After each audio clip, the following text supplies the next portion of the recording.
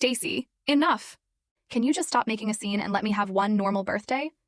One of Chloe's friends rolled her eyes, groaning, Seriously, we used to pull this kind of stunt in middle school.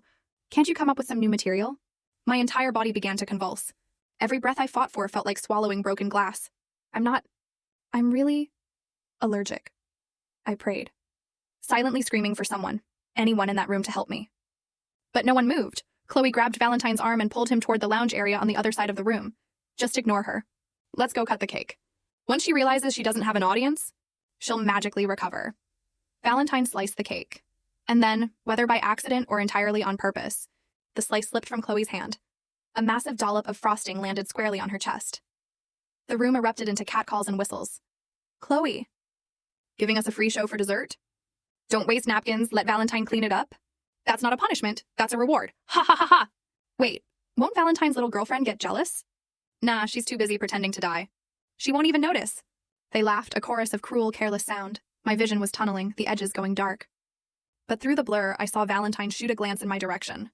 Then he lowered his head toward Chloe's chest. Amidst the roaring cheers, I watched their silhouettes merge. It felt like a million fire ants were marching through my veins. Every inch of my skin felt pierced by hot needles. I clawed at the sofa, trying to drag myself toward the door. But the moment I lifted my head, the last of my strength evaporated. Just as despair threatened to swallow me whole, a memory flashed.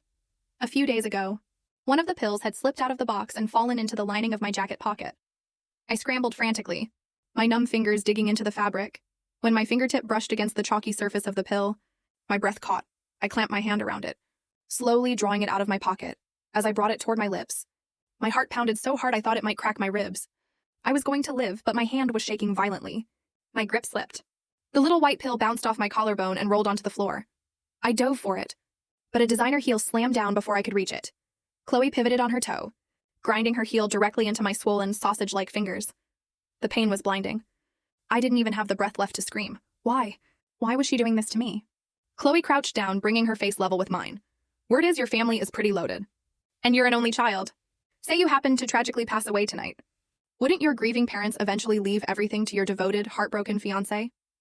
And then, if I just so happen to marry your fiancé, wouldn't all that money end up with me? A white-hot rage flared in my chest. I wanted to hurt her. She wasn't pulling a prank. She had fully intended for me to die, but her twisted little fantasy was flawed. Yes, I was my parents' only child, but the Scott Group was a massive corporate empire with